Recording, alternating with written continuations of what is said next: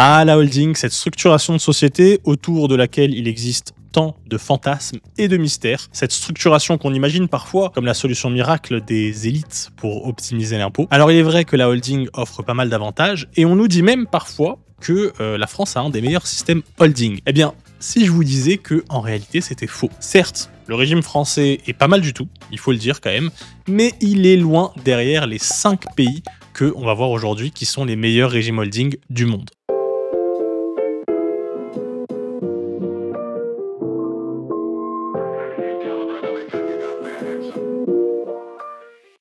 Salut à tous, je suis Émile OS, juriste et web entrepreneur. Sur cette chaîne, on parle de business, de droit et plus particulièrement du droit qui entoure l'activité des web entrepreneurs dans le monde. Je partage souvent des astuces et des news légales importantes pour vous aider à optimiser et sécuriser légalement votre business. Donc abonnez-vous à la chaîne, ça peut clairement vous être très utile pour votre business. Et si vous avez besoin d'aide pour aller plus loin, vous trouverez tout en description. Contact, consultation, formation. Donc n'hésitez pas, c'est notre spécialité. Alors si vous êtes habitué de la chaîne, comme d'habitude, on commence par le commencement, qui est de savoir qu'est-ce qu'une holding. Eh bien une holding, de base, c'est une société, tout simplement. Mais une société qui a la particularité de détenir des participations dans d'autres sociétés. C'est-à-dire qu'elle est propriétaire d'une société ou de plusieurs, que ce soit en entier ou en partie. Et c'est tout simplement ce qu'on appelle le régime mère-fille. Donc la propriétaire, c'est la mère et les sociétés qui sont possédées, ce sont les filles. Mais alors, comment c'est possible? Eh bien, tout simplement parce que en fait, le droit considère une société comme étant une personne à part entière. Vous, moi, nous sommes des personnes physiques avec des droits et des obligations. Eh bien, une société, c'est une personne morale avec aussi des droits et des obligations. Donc, puisque c'est une personne, après tout, eh bien, cette personne morale a le droit aussi d'être propriétaire de société. Donc, comme vous, elle peut recevoir des dividendes d'une société et payer des taxes dessus. Et comme vous aussi, eh bien, elle peut aussi revendre les sociétés qui lui appartiennent et du coup aussi payer des taxes dessus. Sauf que la grande différence entre vous et la holding, c'est que la holding, quand elle va recevoir des dividendes ou bien vendre des actions de sa société, eh bien, elle ne va pas payer les 30% de flat tax. Et non, la holding va quasiment rien payer. Comme ça, elle va pouvoir réutiliser son argent ailleurs, donc réinvestir ailleurs sans quasiment payer de taxes. Voilà principalement pourquoi le régime holding est cool. C'est principalement pour de l'optimisation fiscale en fait. Donc du coup, quels sont les critères en fait qui permettent de dire si un régime holding peut être dans notre top 5? Eh bien pour commencer, élément numéro 1, des taxes sur les dividendes faibles provenant d'une société fille. On a vu les remontées de dividendes, il faut qu'il y ait le moins de taxes possible. Ensuite, élément numéro 2, il faut que les taxes sur les plus-values de cession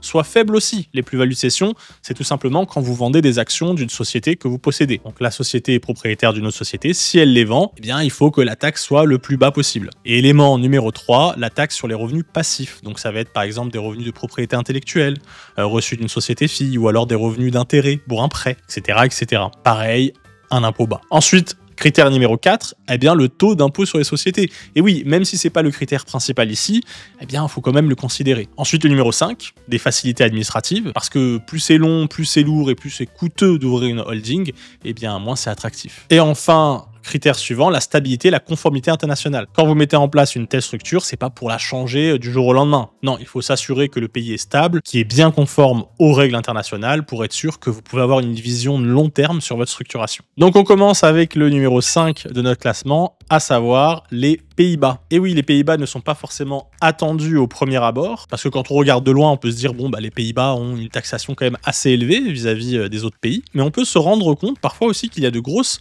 sociétés qui y sont implantées ou qui implantent des holdings. Et vous allez le voir, le Pays-Bas a ses atouts vis-à-vis du régime holding et il peut s'avérer être très attractif. Alors, déjà, on peut commencer avec le critère de l'impôt sur les sociétés. Pour l'impôt sur les sociétés, il faut compter environ 25%, ce qui au premier abord ne paraît pas intéressant, comme en France par exemple, mais par contre, si votre société fait des bénéfices entre 0 et 395 000 euros, eh bien vous pourrez bénéficier d'un taux réduit de l'impôt sur les sociétés à seulement 15%. Là où par exemple, ça va être autour des 33 000 euros et quelques, un truc comme ça, eh bien aux Pays-Bas, on a quand même beaucoup de marge pour pouvoir se développer avec un impôt réduit à 15%. Ensuite, on continue avec le second critère, qui est le critère le plus important dans une holding, c'est les remontées de dividendes. Si une société fille fait des remontées de dividendes à une société mère, donc à la holding, eh bien on aura tout simplement une exonération complète, donc aucune taxe. Les conditions, c'est simple, c'est détenir au moins 5% de la société distributrice et que la filiale n'est pas considérée comme simplement une participation de portefeuille passive. C'est-à-dire qu'en gros, c'est pas une possession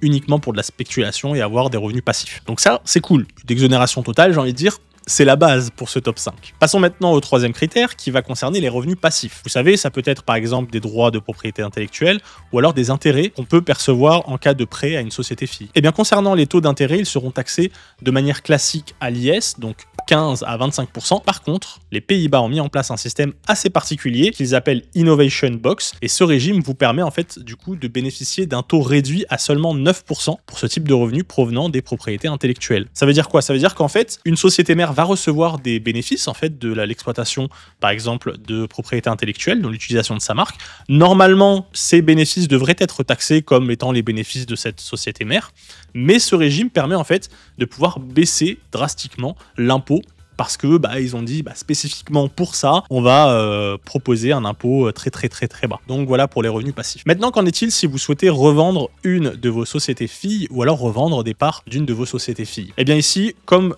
pour les dividendes, vous aurez une exonération totale sur vos plus-values. C'est ce qu'on appelle les plus-values de cession. C'est quand on vend une société. Ici, les conditions seront les mêmes que pour les remontées de dividendes. Il faudra détenir au moins 5% de la société et que ces parts ne soient pas considérées comme des participations de portefeuille passives. Voilà, et maintenant le dernier critère, un des gros avantages des Pays-Bas, c'est que les Pays-Bas ont une très bonne réputation à l'international. Ils ont un très bon réseau de conventions, ils sont membres de plusieurs accords internationaux, ils ont de très bonnes banques. Bref, ouvrir une holding et se structurer aux Pays-Bas, c'est un gage de confiance pour n'importe qui. Voilà, maintenant on passe au numéro 4 et vous connaissez sûrement ce pays pour ses grosses structurations, à savoir l'Irlande. Et oui, l'Irlande, ce pays qui accueille les fameux GAFAM et bien plus, Amazon, Google, Facebook, etc. Si les grosses sociétés multinationales s'y sont implantées, ce n'est pas pour rien. Si vous faites du business, vous avez sans doute remarqué à plusieurs reprises que vos factures pour pas mal de services étaient faites par des sociétés irlandaises. On commence donc notre analyse avec la base de ce flux financier, à savoir l'IS. Et oui, avant de remonter vers la holding, la société fille est taxée. Et en Irlande, l'impôt sur les sociétés est de 12,5%. Par contre, à noter que certains revenus passifs, comme les intérêts, sont imposés à 25%. Mais on va retenir principalement un taux de 12,5%. Ensuite, le deuxième critère et le plus important, les remontées de dividendes. Les dividendes versés par une société fille à une société mère en Irlande bénéficient d'une exonération totale d'impôts, sous certaines conditions. Et la condition, c'est que la holding doit posséder au moins 5% des parts de la société fille. Bon, à ce niveau, j'ai même envie de dire, t'es une holding et t'exonères pas les remontées de dividendes, il y a un problème.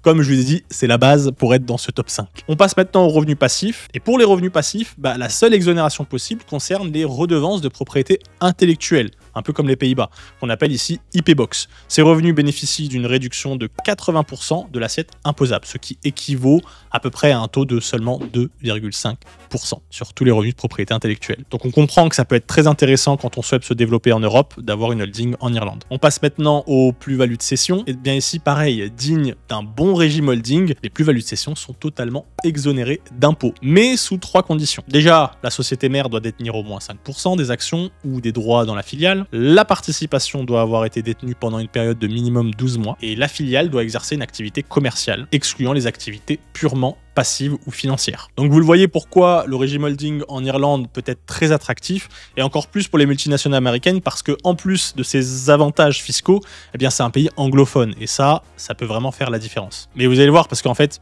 on a encore des pays encore plus forts que ça. D'ailleurs, petite pause, si la vidéo vous plaît, pensez à liker et à vous abonner. C'est un petit clic pour vous, mais qui fait toute la différence pour la chaîne. Et si vous abonnez, vous pourrez être au courant des prochaines vidéos et éventuellement des informations importantes pour votre business. On passe maintenant au podium, au top 3, avec le troisième qui est Malte. Et oui, Malte possède de manière générale un très bon régime holding sur la scène internationale.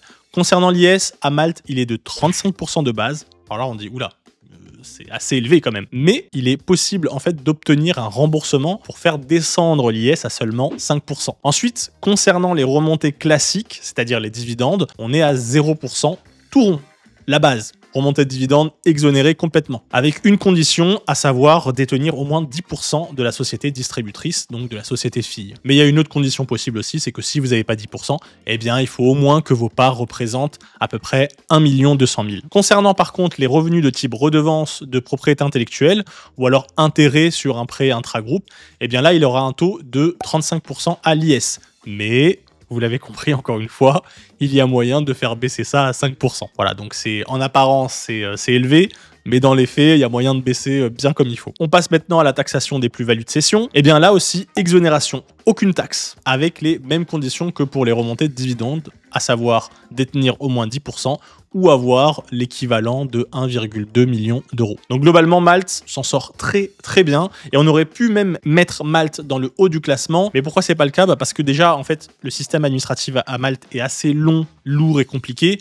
Et du coup, les frais administratifs sont aussi élevés pour tout mettre en place correctement. Donc, ok, il y a plein d'avantages, mais si c'est compliqué à mettre en place, ça perd un petit peu de points, quoi. Et l'autre élément qui peut jouer contre Malte, c'est que Malte n'a pas forcément une très bonne réputation à l'international. Donc, voilà. Mais sinon, à part ça, Malte est un pays économiquement stable. Donc, c'est un bon pays pour set up sa société sur une vision long terme. Et oui, parce que je précise, mais ce classement, je l'ai fait dans le cadre d'une structuration locale, c'est-à-dire holding dans le pays et société fille dans le même pays. Parce que le classement holding international est différent. Parce que pour un classement des meilleurs pays offrant la meilleure système holding à l'international, il faudra non seulement analyser les différentes conventions que ce pays a signées, analyser combien de conventions ils ont signées, regarder comment sont traitées les différentes remontées, les différents traitements fiscaux, etc., etc.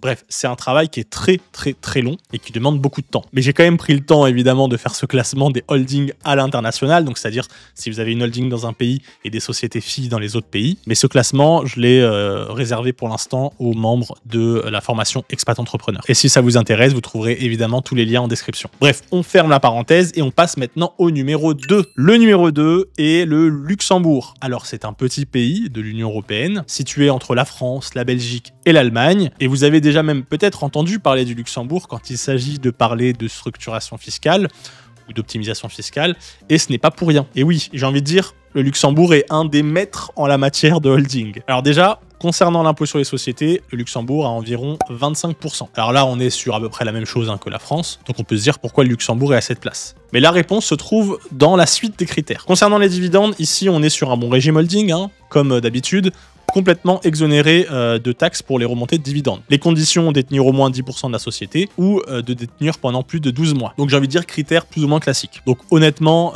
avec un petit peu de patience, même si vous détenez moins de 12 mois, avec un petit peu de patience, c'est du zéro absolu, donc c'est super. Ensuite, on passe aux revenus passifs type redevance ou intérêt. Là, on a un IS qui s'applique bien sûr à 25%, mais pour les revenus de propriété intellectuelle, sous certaines conditions, vous pouvez baisser la taxation à seulement 5,2%. Donc c'est quand même très très bas. Ensuite, on passe aux plus-values de cession, donc en cas de vente d'une société. Eh bien, si vous vendez une société fille et que vous détenez au moins 10% du capital ou détenez l'équivalent de 6 millions de ce capital, ou alors une détention de au moins 12 mois, eh bien, il n'y aura rien du tout à payer, complètement exonéré d'impôts. Donc là, on le voit, à part l'IS qui peut être un peu élevé, on voit bien que le Luxembourg se défend très très bien en termes de régime holding. Mais ce qui fait vraiment la force du Luxembourg, eh bien, c'est que c'est un pays avec une très bonne réputation. Et oui, il est membre de l'Union européenne, il a une fiscalité pas trop basse, en tout cas en apparence, et il a une certaine influence géopolitique qui est discrète. Et en fait, on constate que les avantages du Luxembourg se cachent en réalité dans les détails. Voilà pour Luxembourg, et maintenant on passe au numéro 1. Alors le numéro 1, j'ai vraiment hésité à le mettre en premier ou pas, ou le mettre en deuxième, peut-être troisième, je savais pas. Je vais vous expliquer, je vais vous donner les critères et vous comprendrez pourquoi je l'ai mis en numéro 1. Et le numéro 1, c'est Chypre. Alors pourquoi j'ai hésité à le mettre en première place? Parce qu'en fait, Chypre, à la base, a une très mauvaise réputation. C'est-à-dire que si vous êtes dans un schéma avec peut-être des interactions internationales, Chypre, ça peut être assez compliqué. Mais comme je me suis rappelé qu'on était dans un classement de régime holding local, je me suis dit, Chypre arrive premier, c'est sûr. Parce qu'en fait, ils ont un régime fiscal très très compétitif. Déjà, concernant l'impôt sur les sociétés, là, on est dans un des taux les plus bas d'Europe, à savoir 12,5%. Déjà, on commence bien. Ensuite, niveau remontée de dividendes, là, on est vraiment très bien. Évidemment, on est sur un classique exonération totale des remontées de dividendes. Mais là, là, il n'y a pas de condition. Ensuite, on passe aux revenus passifs. Et bien là, pour les redevances de propriété intellectuelle, on peut avoir une exonération de 80%. Qui est quand même énorme. Et du coup, pour les 20% restants, ils seront imposés à l'impôt sur les sociétés, qu'on a vu juste avant, qui est du coup de seulement 12,5%. Au total, si on fait le calcul, ça revient à comme si les redevances de propriété intellectuelle étaient imposées à seulement 2,5%. Donc vous voyez, en faisant le calcul, au final, c'est très intéressant. Ensuite, on continue avec les critères des plus-values de cession. Et bien là, je pense qu'il n'y a pas trop de suspense, mais les plus-values de cession sont exonérées d'impôts. Et les conditions pour pouvoir bénéficier de cette exonération exonération, c'est que les parts soient détenues à des fins commerciales et non pour une activité passive. C'est-à-dire que si c'est une activité de spéculation, donc vous achetez des parts pour les revendre, etc., bon là, il n'y aura pas d'exonération.